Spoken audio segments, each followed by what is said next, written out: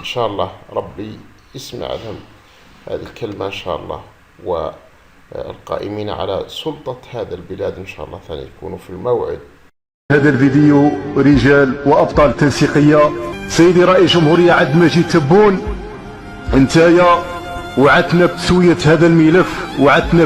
هذا الملف، وقلت باللي الكلمة في باتنا تساوي الأطنان، وقلت لنا الملف راه عندي، ووعدتنا وقلت لنا في حالة إذا وليت رئيس جمهورية هذا الملف غادي نطويه. لكن سيدي الرئيس للأسف ما وفيتش بالعهد تاعك سيدي الرئيس.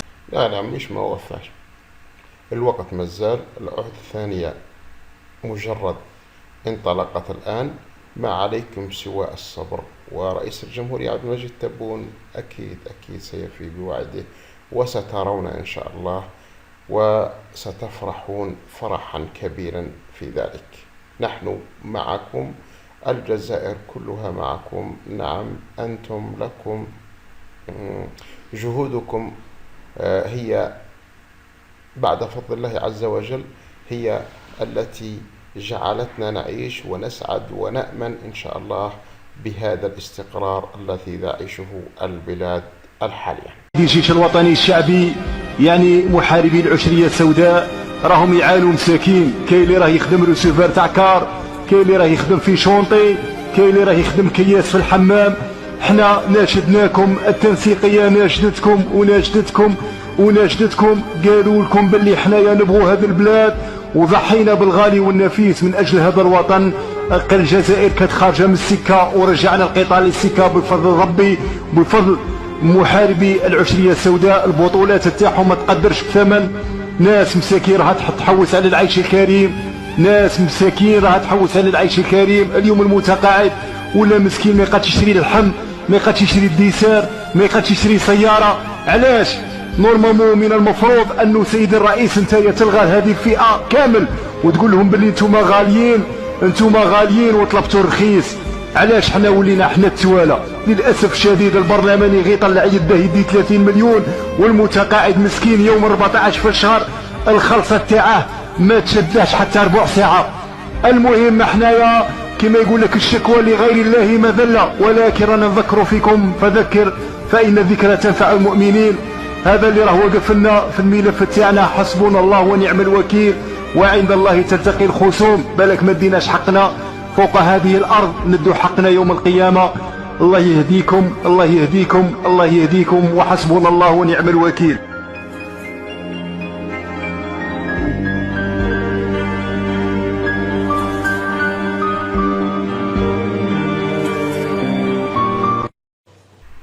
إن شاء الله ربي يسمع لهم هذه الكلمة إن شاء الله، والقائمين على سلطة هذا البلاد إن شاء الله ثاني يكونوا في الموعد، راهم ينتظروا في الفرج من الله عز وجل. إن شاء الله يسخر لهم عباد فوق الأرض يطبقوا لهم هذه الأمنيات، هذا الطلب إن شاء الله. أخبار جد هامة لمحاربي العشرية السوداء، حالة الطوارئ بجميع الفئات. نسأل الله التوفيق والسداد لهم إن شاء الله، يا رب يكن معهم ولا تكن عليهم. هذا عيسى الشامخ ربما يفيدنا ببعض الأمور متعلقة بهذا الملف، ملف محاربي العشرية السوداء وحالة الطوارئ بجميع الفئات.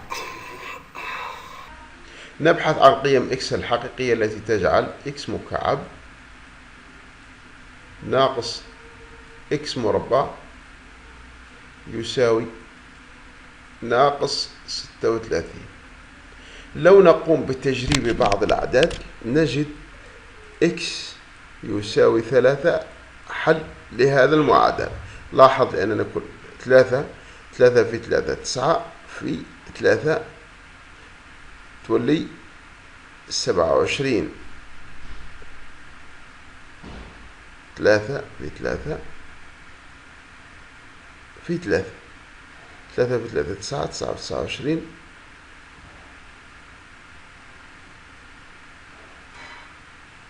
أو ناقص 3. ناقص 3 يكون حل، ناقص 3 فعلا، ناقص 3 شوف عكس ناقص 3 هو الحل.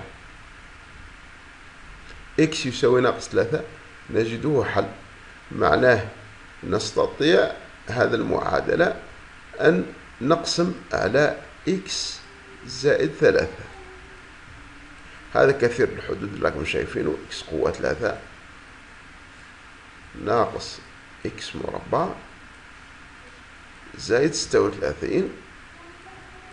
لما نقسموه على إكس زائد 3 رايح نحصل على إكس مربع، لأن إكس مربع في إكس يعطيني إكس مكعب. إكس مربع في زائد 3 يعطيني زائد 3 إكس مربع. لما نقوم بطرح هذه من هذه راح نحصل على ناقص 4 إكس مربع زائد 36. لما نقسم يعطيني زائد أو ناقص 4 إكس. جميل جدا. 4 إكس في هذه يعطيني ناقص 4 إكس مربع، ثم ناقص 4 يعطيني ناقص 12 إكس. لما ندير طرح نجد 12 إكس زائد 36. إذن يكون هنا زائد 12. إذن هذا المعادلة اللي راح أعطيها أنا إكس مكعب ناقص إكس مربع ناقص أو زائد 36 نلقاها تساوي إكس زائد 3 مضروبة في كثير حدود اللي هو إكس مربع ناقص 4 إكس زائد 12 زائد 12. هذا هو التحليل نتاعها. التحليل نتاعها إما يساوي هذا يساوي 0 أو هذا يساوي 0. هذا وجدنا إكس يساوي ناقص 3 حل. نمر للحل الثاني. لما نمر للحل الثاني معناها نحل المعادلة هذه إكس مربع ناقص 4 إكس زائد 12 يساوي 0. لما نحلها نجد حسب المميز. المميز تاعها نقدروا نديروه هنايا يساوي باء مربع اللي هو 16 ناقص 4 في ألف جيم ناقص 48. إذا راح نجده ناقص 32. ناقص 32 قلنا هي عبارة عن 8 في 4. 4 تخرج 2 أو نقول 16 في 2 اللي هو 4. 4 جذر 2 إي الكل مربع. هذا هو المميز. معناها حلول المعادلة هذه الثانية هي معاكس باء 4 على 2 ألف. معناها 2 ناقص 2 جذر 2 إي أو 2 زائد 2 جذر 2 إي. إذا المعادلة عندها 3 حلول. هذون زوج حلين، هذون زوج حلول، وهذا الحل الثالث الأول.